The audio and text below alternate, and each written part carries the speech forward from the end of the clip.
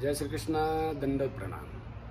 आज आपण बघणार आहोत उष्माघात याच्यापासून, या गंभीर समस्येपासून आपण कसे स्वतःचे रक्षण करू शकतो। तर त्यासाठी योग आणि प्राणायाम याच्यामध्ये आपल्याकडे काय समाधान आहे। तर बघा, सर्वात प्रथम प्राणायाम, त्या प्राणायामाचं नाव आहे चंद्रभेदी प्राणायाम। चंद्रभेदी, उजव्या हाताने उजवी नाकपुडी बंद करायची आणि डावीने श्वास आत घ्यायचा आहे।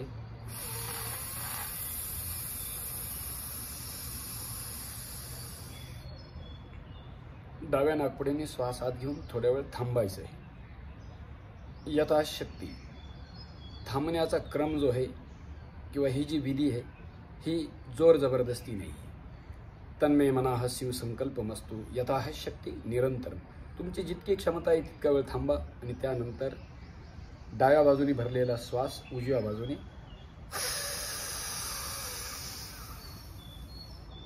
सोडून द्यायचा, पुन्हा डावीने घ्यायचा,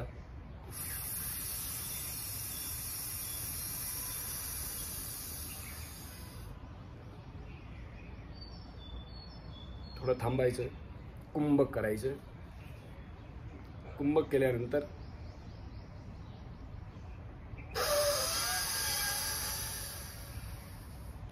उजवीने श्वास बाहेर सोडला, पुन्हा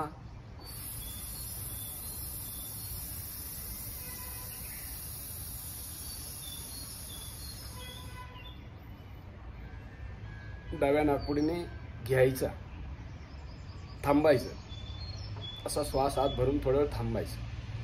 थांबण्याची जी प्रक्रिया आहे ही आपल्या क्षमतेनुसार आपण करू शकता।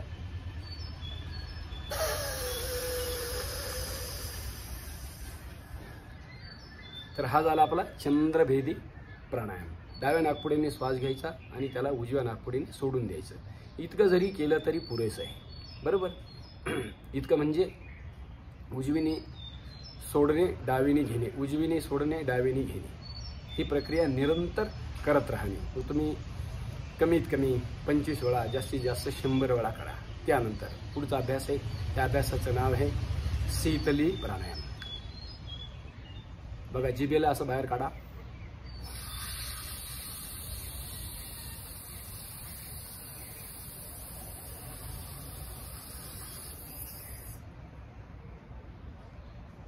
जिभेने श्वास आत घेणे,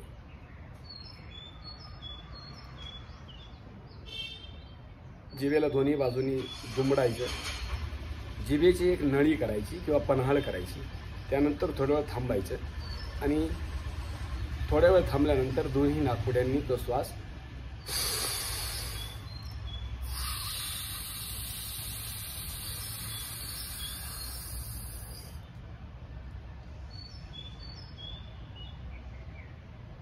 उष्णतेचे आजार किंवा सगळ्यात मोठी समस्या आहे आज, कारण इतकी उष्णता वाढते आहे, सूर्य चंद्र सुद्धा आग ओकायला लागली आहे। आपल्या शास्त्रांमध्ये सांगितलंच आहे, सूर्य चंद्र ओकतील आग। आपण आपली काळजी घेणं महत्त्वाचं आहे।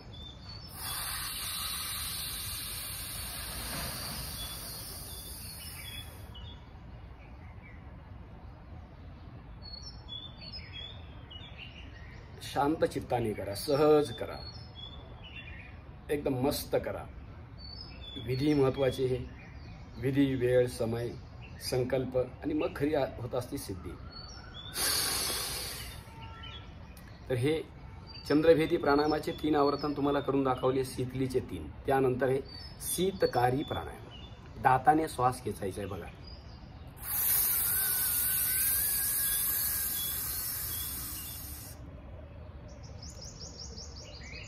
होठ आपले हलकेसे उघडे असतात, दातावरती दात टेकवलेले असतात असे, आणि तोंडाने श्वास घेण्याचा प्रयत्न आपण करत होतो।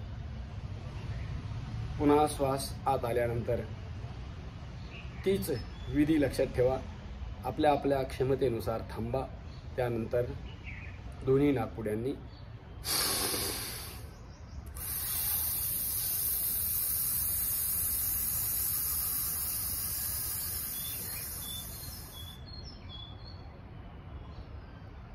शीतकारी प्राणायाम। उष्माघात होणार नाही, झालाय तरी हे अभ्यास करायचे.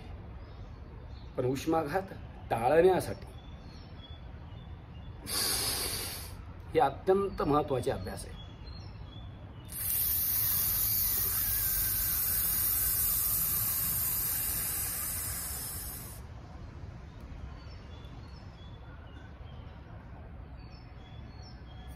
पूरक करणे, कुंभक करणे आणि मग रेचक करणे. मग हे कसं करायचं हे तुम्हाला प्रतिकात्मक दाखवण्याचा मी प्रयत्न करतोय. मग तुम्ही ती थोडं करा किंवा शतयोग साधना करा किंवा सहस्र योग साधना करा. एक एक अभ्यास आपण 1000 वेळा करू शकतो किंवा एक एक अभ्यास आपण 100 वेळा करू शकतो. किंवा सावधानीसाठी आपण फक्त जर योग करतोय तर आपण प्रत्येक अभ्यास कमीत कमी 11 ते 21 वेळा तरी करणे हे अत्यंत गरजेचं आहे. त्यानंतर समजा हे 3 अभ्यास आपल्याला करण्यासाठी अडचण येते तर बघा, तोंडाने जसं आपण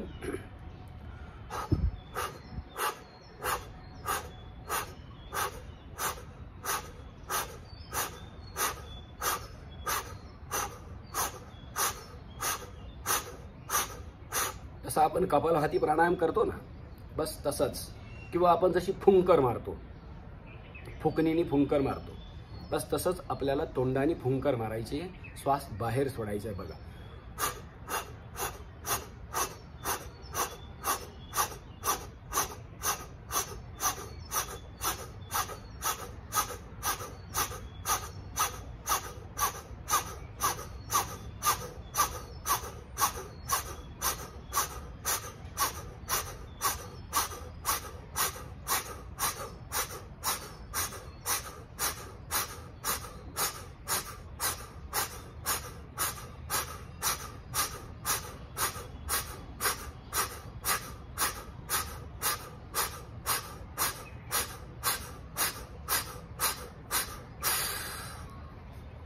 असा.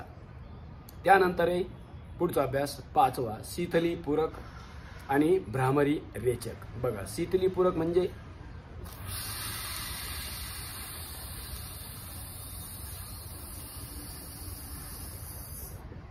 जिभेने श्वास घेतला. भ्रामरी रेचक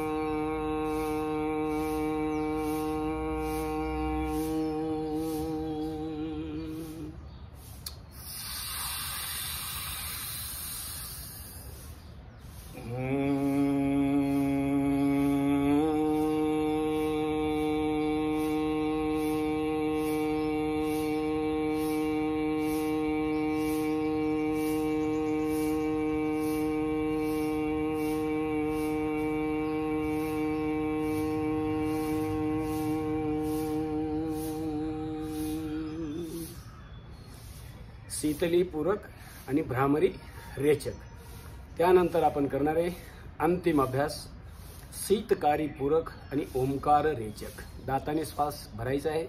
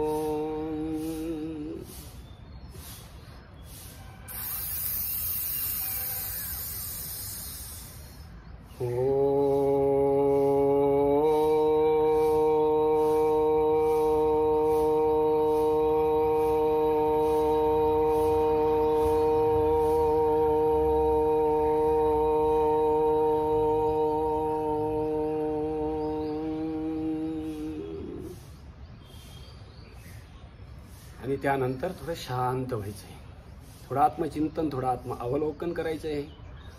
मंद मंद येणाऱ्या जाणाऱ्या त्या श्वासावरती आपलं ध्यान केंद्रित करायचं आहे. तस्य वाचक हा प्रणव, प्रणवचं ध्यान करायचं आहे. आणि मग त्यानंतर तुमची ही जी नित्य जे योग साधना आहे, जे योग साधना तुम्ही करतात, काही लोक करत नाही, त्यांनी जरूर करावी. आज माझा विषय होता उष्माघातापासून आपण स्वतःचं रक्षण कसं करायचं आहे, इतरांचं कसं करायचं आहे, किंवा उष्माघातापासून आपण स्वतःला सुरक्षित कसं ठेवायचं आहे. हे अभ्यास जर आपण नित्याने जर केले तर कधी तुम्हाला उष्माघात होणार नाही. आणि ज्यांना ज्यांना उष्माघात झाला आहे त्यांनी सुद्धा हे अभ्यास करायचे आहे. तर त्यासाठी सैल कपड्यांचा प्रयोग करा, सुती कपड्यांचा प्रयोग करा, पाणी पुरेसे प्या. पाणी बरेच लोक योग्यरित्या पित नाही, खाली बसून पाणी प्या, शांत चित्ताने पाणी प्या. आणि कपडे सुद्धा सुती वस्त्र, सैल वस्त्रांचा प्रयोग करा. उष्णापासून, या उष्माघातापासून तुमच्या सगळ्यांचे रक्षण हो, हीच ईश्वर चरणी प्रार्थना. जय श्रीकृष्ण. दंडवत प्रणाम.